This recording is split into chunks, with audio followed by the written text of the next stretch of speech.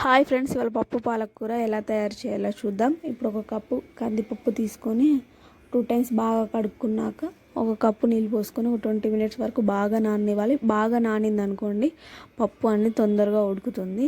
ఇప్పుడు సన్నగా కట్ చేసుకున్న పాలకూర ఒక కట్టే వేసుకున్నాను. తర్వాతకి ఒక 5 పచ్చిమిర్చి, 1 స్పూన్ పసుపు వేసుకొని మూత పెట్టేసుకొని ఒక 2 విజిల్స్ వచ్చే వరకు ఉడకనిచ్చాను.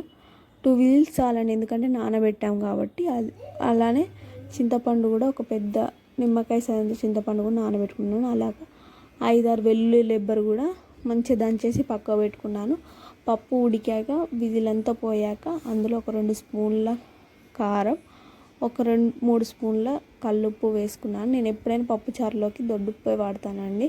తర్వాతకి ఇందాక మనం నానబెట్టుకున్న చింతపండు ఉండింది కదండి, అది కొంచెం ఆ చింతపండు గుజ్జంతా తీసేసి అందులో పోసేసుకొని ఒక పెద్ద చెంబుడు వాటర్ పోసుకున్నానండి. నేను ఎక్కువ చిక్కగా చేయనండి, చల్లారింది అనుకోండి చిక్క పడిపోతుంది ఈజీగా. తర్వాతకి ఒక చిన్న ముక్కుడు తీసుకొని స్టవ్ ఆన్ చేసుకొని అందులో ఆయిల్ పోసుకొని ఆవాలు, జీలకర్ర, కొంచెం వెల్లుల్లి రెబ్బలు, ఎండుమిర్చి ఉంటే ఎండుమిర్చి కూడా వేసుకోండి. తర్వాతకి కరివేపాకు వేసుకొని కొంచెం పసుపు వేసుకుంటే ఎంతో టేస్టీకరమైన పప్పు రెడీ అండి.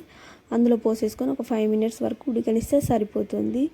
ఖచ్చితంగా మీరు కూడా ట్రై చేసి ఎలా ఉందో నాకు కామెంట్ చేయండి. ప్లీజ్ ఫ్రెండ్స్, ఎవ్వరు సబ్స్క్రైబ్ చేయట్లేరు, వీడియో చూస్తున్నారు కానీ సబ్స్క్రైబ్ చేయట్లేదు ఫ్రెండ్స్. సబ్స్క్రైబ్ చేయండి, లైక్ చేయండి, షేర్ చేయండి. ఓకేనా ఫ్రెండ్స్?